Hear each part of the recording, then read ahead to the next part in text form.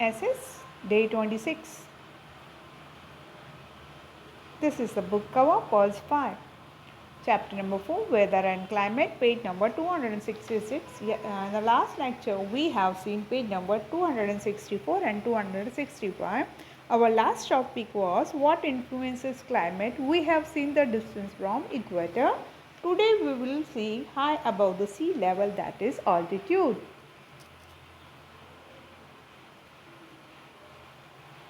High above the sea level, इसका मतलब होता है altitude. You know that hill stations such as Shimla, Nainital, Ooty are cool even in summer. आपको पता है शिमला, नैनीताल, ऊटी, इवन सापुतारा ठंडा रहता है गर्मी के सीज़न में. हम सब घूमने जाते हैं. ऐसा क्यों होता है? Most peaks in the Himalaya are covered with snow even in peak in Himalaya are covered with snow and ice even during summer. और हिमालय का जो भी पीक है, पीक मतलब चोटी, शिखर जो भी है वो बर्फ़ से ढका रहता है गर्मी के सीज़न में भी.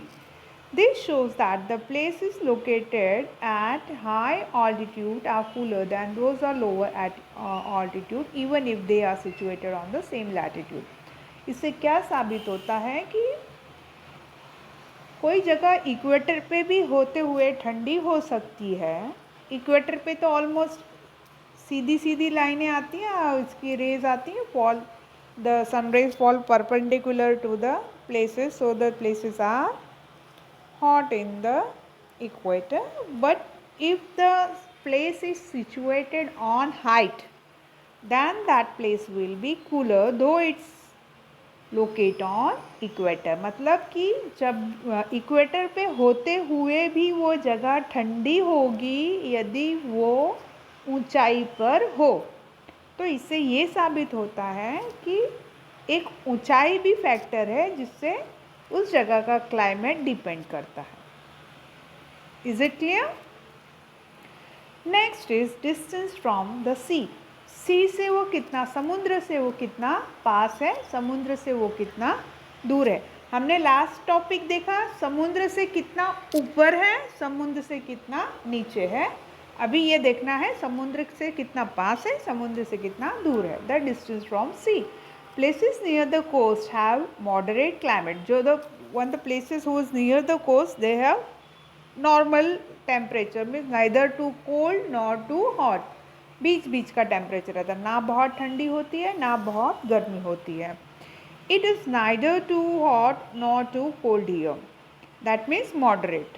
This is due to the effect of sea breeze. ये किसकी वजह से होता है? एकदम क्लाइमेट बैलेंस्ड रहता है. सी ब्रीज, सी ब्रीज मतलब हवा, जो दरिया से जो हवा बहती है उसको बोलते हैं हम लोग breeze. Water bodies heat up and cool down at a slower rate than land. अभी पानी क्या होता है? गर्म लेट होता है और ठंडा भी लेट होता है. और ज़मीन गर्म भी जल्दी हो जाती है, ठंडी भी जल्दी हो जाती है. किससे गर्म होती है? सन के रेस. सन रहता है, जब भी सन उगता है तो पहले ज़मीन गर्म हो जाती है, उसके बाद पानी गर्म होता है. फिर जब भी सन सेट हो जाता है तो लैंड पहले ठंडा हो जाता है, पानी बाद में ठंडा हो जाता है. In summer therefore the sea is cooler than land. Summer में क्या होता है? लैंड गर्म है लेकिन सी का पानी गर्म होना स्टार्ट हो रहा है, तो क्या हो गया? सी कूलर है, सी ठंडा है, तो वहाँ से ब्रीज आना स्टार्ट हो जाएगी.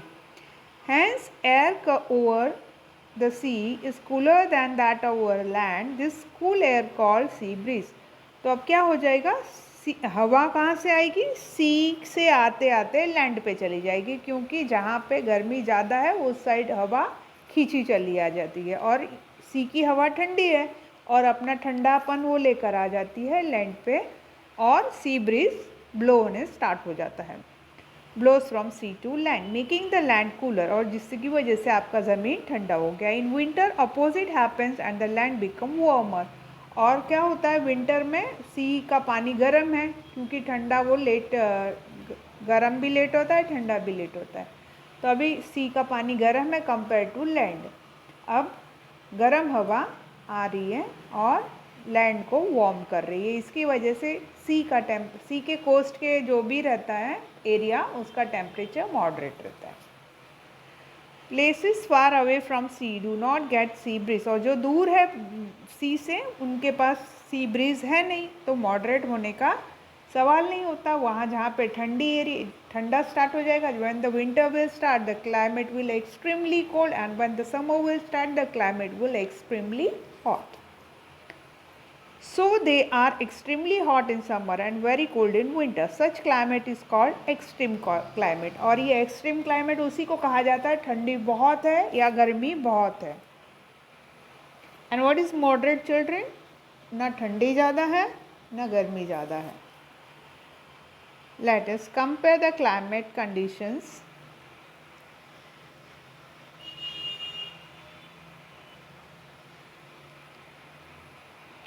of Delhi and Chennai. Chennai is located, हम चेन्नई और दिल्ली का क्लाइमेट कंपेयर कर रहे हैं। Chennai is located along the coast while Delhi is located far away from the coast. Chennai कहाँ पे आया है? दरिया किनारे आया है, जबकि दिल्ली कहीं माउंटेनियस रीजन या फिर हिमालय के पास में आया है, that is in northern plane.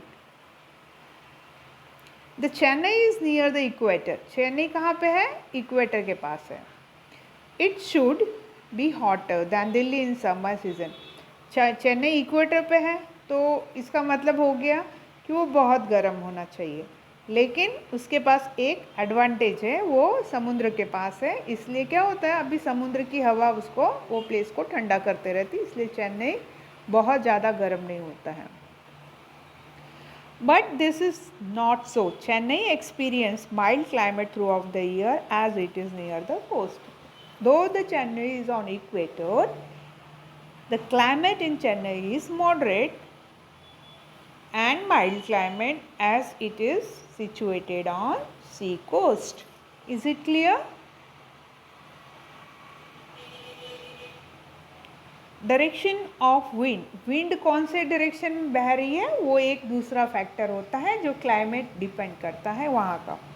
Wind blowing from hot reason increases the temperature of place while those blowing from the cold region decreases the temperature. जैसे हम बोलते हैं कि हिमालय पे बर्फ़ गिरी है तो हम 1-2 दिन में हमारे यहाँ का भी क्लाइमेट एक्सपीरियंस करने लगेंगे, ठंडा हो गया, हम बोलेंगे अरे नॉर्थ साइड तो बर्फ़ गिरी है। ओके, तो वैसा कहीं पे गर्म हवा चल रही है तो आजू बाजू का एरिया भी गर्म हो जाएगा, और कहीं बर्फ़ गिरती है तो आजू बाजू दूर तक की एरिया ठंडी हो जाएगी।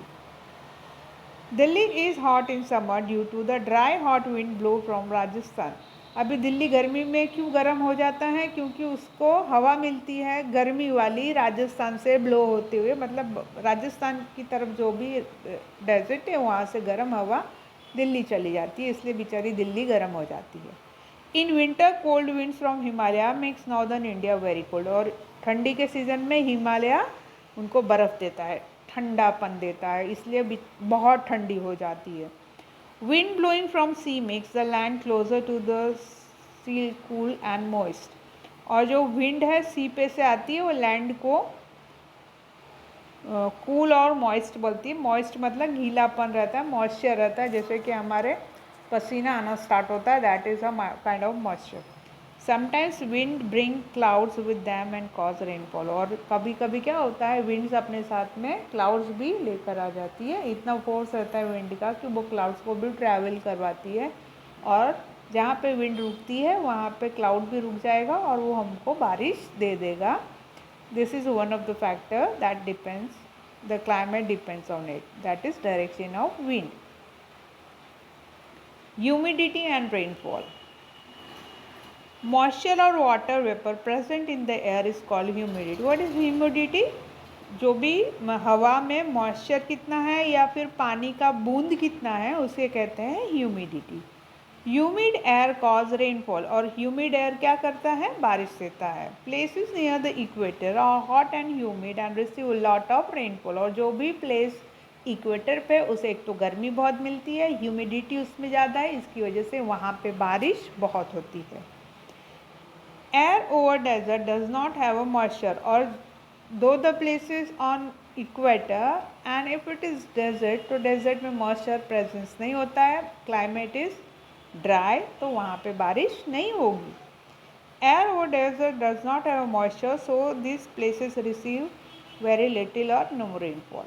Very cold places experience snowfall. और ठंडा ज़्यादा हो गया तो जो भी रहता है मॉइस्चर हवा में वो एक बॉल बना लेती है, स्नो बॉल, और वहाँ पे स्नोफॉल स्टार्ट हो जाता है.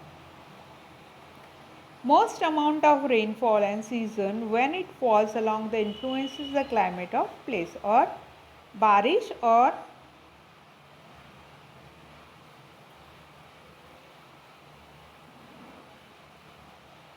बारिश जो भी फॉल होती है तो वो सीज़न उसके क्लाइमेट पे इन्फ्लुएंस करता है. Now check point. Changing weather condition cause season. True. Places near the poles are hotter than places near the equator. False. Pole ठंडा होता है तो हॉटर नहीं होगा, it's cooler. Okay, so this statement is false. The temperature of places decreases as the altitude increases. True. Wind blowing from cold region makes the place hotter. False. Write this one. True, false, true, false. Next is heat zone. अभी इसको कैसे अपने map अर्थ को कैसे zone में हमने divide कर दिया है. We can divide the earth into 3 zones on the basis of difference in the temperature. अभी जिससे टेम्परेचर है उसके हिसाब से जोन पे किया है. This is equator. यहाँ पे तो हमको एकदम सनलाइट स्ट्रेट मिल रही है, तो इसका जो बहुत गर्म है that is torrid zone. Second है उससे थोड़ा सा हल्का गर्म इज टेम्परेट जोन. और बहुत ठंडा पोल पे है वो फ्रिजिड है, वो ठंडा हो चुका है. Let's see the torrid zone. Torrid zone क्या होता है? जो गर्म रहता है. The torrid zone on the tropical zone lies on the both sides of equator between the Tropic of Cancer and Tropic of Capricorn. The climate is hot and humid throughout the year because direct rays of sun fall over it. अभी यहाँ पे latitude है. Latitude कौन सा है मैं बताती हूँ. I will show you. Let me change the color so it will be more clear to you. Okay. This is equator. This line is called Tropic of Cancer and this line is called Tropic of Capricorn. This line is Arctic Circle and this line is Antarctic Circle. This is North Pole, this is South Pole. Is it clear? Equator, Tropic of Cancer, Tropic of Capricorn, Arctic Circle, Antarctic Circle, North Pole, South Pole. The latitudes, the name of the latitudes. Now the area between equator and Tropic of Cancer to Tropic of Capricorn, जो भी आता है area को हम बोलते हैं torrid zone.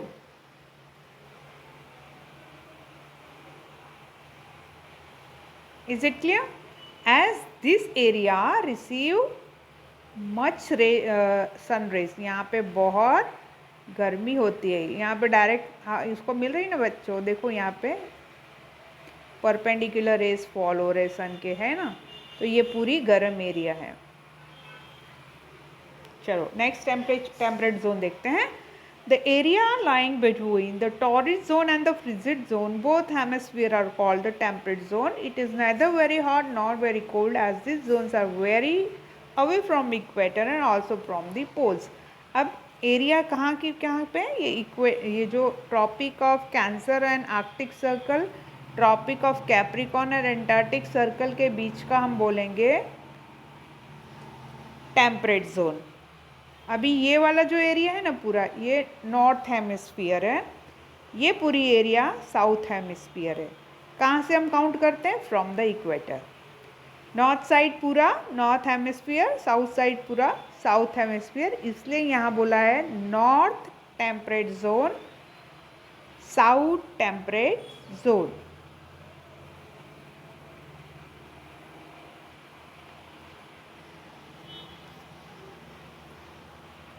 ये जो टेम्परेट जोन होती है ये इक्वेटर से दूर है और पोल के पास है, इसलिए ना तो इसको यहाँ से गर्मी भी मिल रही है, यहाँ से ठंडी भी मिल रही है, तो बीच में क्लाइमेट मॉडरेट हो गया है, एक खुशनुमा क्लाइमेट टेम्परेट जोन में क्रिएट हो जाता है। Next is frigid zone, the area lying between the Arctic Circle and North Pole. इस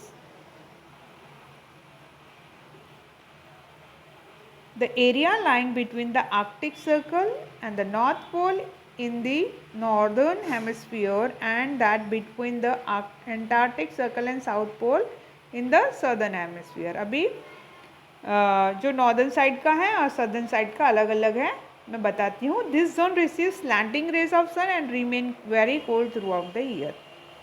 लेट्स सी, ये आपका नॉर्थ पोल आ गया और ये आ गया आर्कटिक सर्कल, इनके बीच की एरिया को बोला जाता है फ्रिजिड जोन। अभी ये कौन सा हेमिस्फीयर है? नॉर्थ हेमिस्फीयर, तो इसका नाम हो जाएगा north frigid zone. The area between pole and circle, Antarctic Circle, is called south frigid zone because it lies on the south hemisphere. This is the sun and this area receives slanting rays। देखो कितनी लंबी line पहुंच रही है, बहुत कम गर्मी है इस रेज में, जबकि इसके पास तो कितनी ज़्यादा गर्म है। तो इसलिए ये वाली एरिया है कैसी है? ठंडी है। It's very cold. Is it clear? ये डायग्राम है हीट जोन का, heat zone of the earth. Humidity I have explained you what's the meaning of humidity, amount of water vapour in the air. More humidity makes up more rainfall and altitude means high above the sea level. Your lesson is completed. Read the lesson. The session is over. Thank you, children.